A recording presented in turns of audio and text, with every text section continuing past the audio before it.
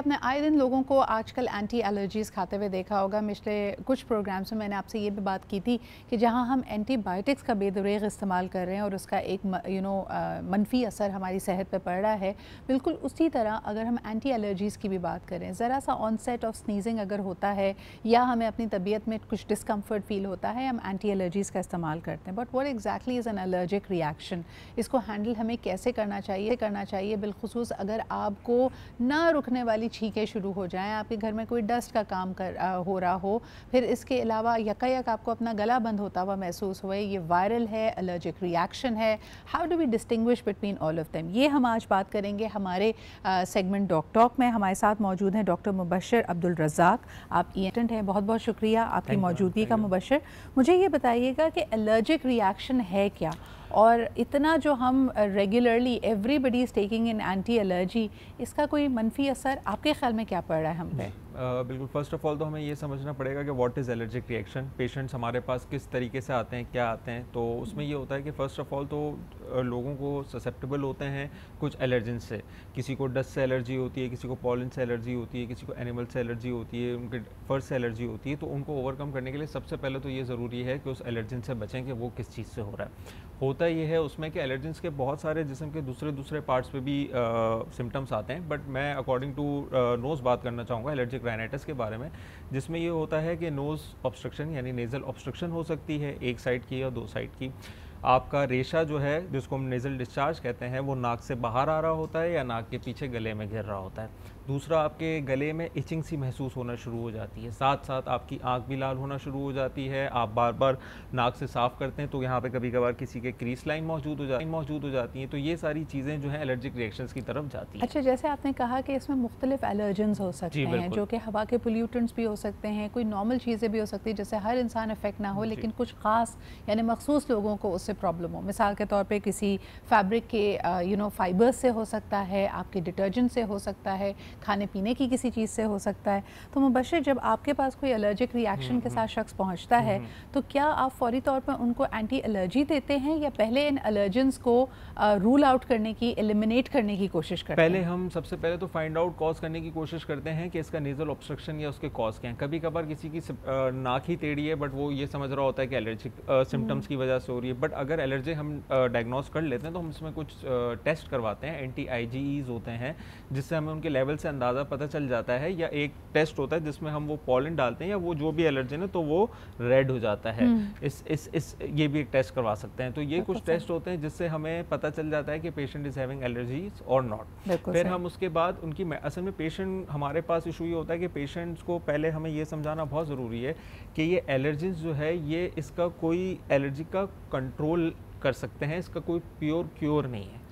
तो हमें सबसे पहले उस एलर्जन से उनको बोलना है कि आपने बचना है। कुछ दवाइयाँ होती हैं जैसे नेज़ल स्टेरॉइड्स होते हैं, एंटीहिस्टामीन्स होती हैं, मास्ट सेल स्टेबलाइजर्स होते हैं, नेज़ल डीकंजेस्टेंट्स होते हैं। बट पेशेंट क्या होता है कि अगर वो एक जगह से रिलीफ हासिल नहीं कर पा रहा तो वो दूसरी जगहों पे जाना शुरू कर देता है।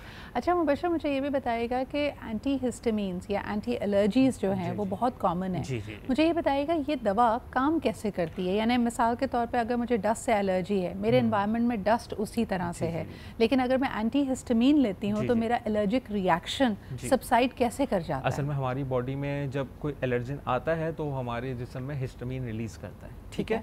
तो हिस्टामीन रिलीज करता है तो हमें सिम्टम्स आना शुरू हो जाते हैं। जो सिम्टम्स हमें आते हैं डिफरेंट जैसे मैंने बताया, ऑब्स्ट्रक्शन, नेज़ल डिस्चार्ज, इस तरह की चीज़ें, उसको कंट्रोल करने के लिए हम एंटीहिस्टामीन्स देते हैं ताकि जो रिएक्शंस आ रहे हैं वो आहिस्ता आहिस्ता होना कम हो जाए। लेकिन एंटीहिस्टामीन्स जो पहले आते थे उनमें सिडेशंस बहुत ज़्यादा होती थी, जिसको हम हिस्टामीन यानी फर्स्ट जनरेशन कहते थे। अब आजकल सेकंड जनरेशन मार्केट में काफ़ी आना शुरू हो गई हैं, जिसमें सेट्रिजीन है, बेस्टीन है, डिफरेंट मेडिसिन स्टार्ट हो गई, तो जिसमें जो मेन इनका सेडेशन का फैक्टर था वो काफ़ी कम होता जा रहा है। अगर हम एलर्जन को रिमूव नहीं करते और हम बेदुरेक या बड़ा कंसिस्टेंट लॉन्ग टर्म इस्तेमाल करते हैं एंटीहिस्टामीन का, इसका क्या असर पड़ता है? इसका यही असर होना शुरू हो जाता है कि वो आपकी मेमोरी में भी शो करना शुरू कर देता है। आप लॉन्ग टर्म पीरियड यूज़ कर रहे हैं तो आपको जो एलर्जी से आप बचना वापस कॉज भी कर सकता है। उसके अलावा जो उनकी दवाइयों के जो असर हैं वो हमारे रिसेप्टर्स डाउन रिसेप्टर्स हो जाते हैं, जिसकी वजह से ये होता है कि वो जो असर आपको जो दवाइयों में जो पहले आ रहा होता था वो आप कंटिन्यूसली अगर for the long period of time use करेंगे तो उनका असर भी कम होना शुरू हो जाएगा। बिल्कुल सही। मुबशर, मुझे बताएं कि since you are an ENT specialist, आजकल ऑलमोस्ट लगभग तमाम viral infections, bacterial infections, allergic reactions,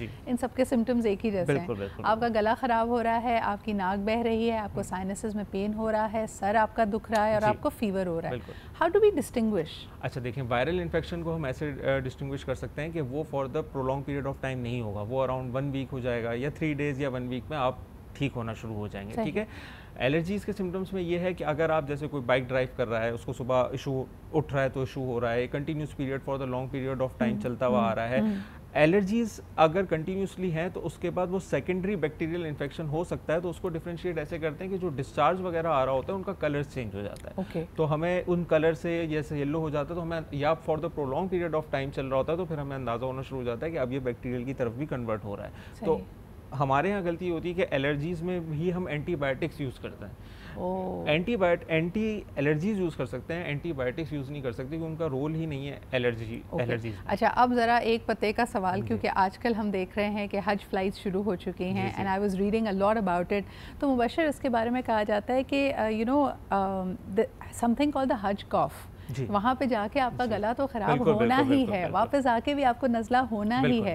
तो इसको किस कैटेगरी में डालेंगे? Is this because of allergy, क्योंकि यकीनन वहाँ पे डस्ट भी बहुत है, इतने लोगों की हाई ट्रैफिक है, ये बैक्टीरियल है, वायरल है, और क्योंकि तमाम लोग अपनी अद्वियात लेके जा रहे हैं, किस तरह इस्तेमाल करनी चाहिए? अच्छा, माशाल्लाह मेडिकेशंस में हम सब लेस होकर जा रहे हैं ना कि एंटीबायोटिक भी रख रहे हैं, एंटी एलर्जी भी रख रहे हैं। अगर वहाँ जाने के बाद 1 या 2 रोज़ के बाद आपको गले में खिचखिचाहट महसूस हो, नज़ले जैसे सिम्टम्स हो, तो अपना ट्रीटमेंट, क्योंकि वहाँ अपने सेल्फ मेडिकेट करना है, क्या करें हम? अच्छा नहीं, वहाँ पे भी खैर डॉक्टर्स वगैरह काफ़ी होते हैं अगर आप चाहें तो, लेकिन उसमें यह है कि पेशेंट को खुद पता होता है अपनी हिस्ट्री के बारे में।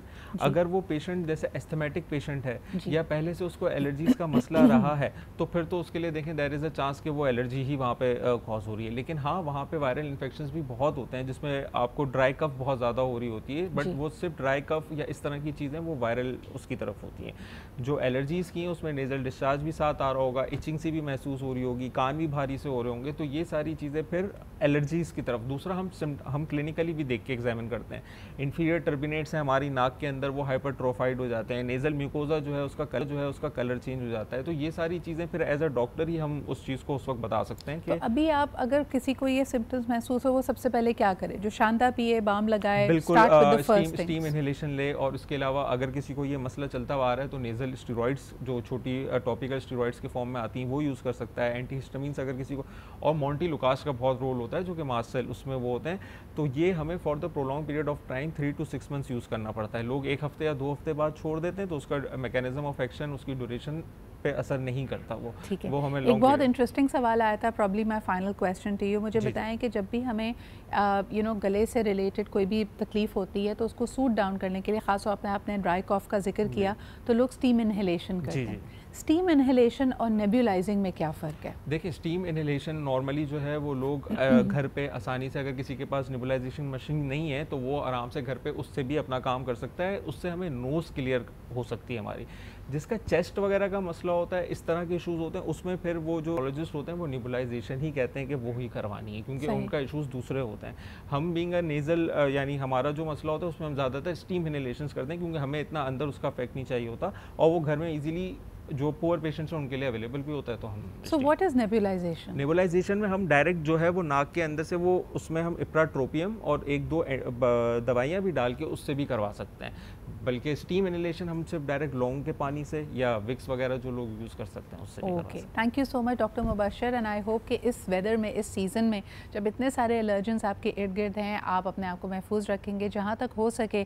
आई think again we are going back to the times of social distancing, या फिर अपना प्रोटेक्टिव मास्क ज़रूर पहनें। जी, मास्क जितना पहन सकते हैं, और ख़ास तौर पे अगर आप ट्रैवल कर रहे हैं बसेस में, एयरप्लेन्स में, make sure that you wearing it.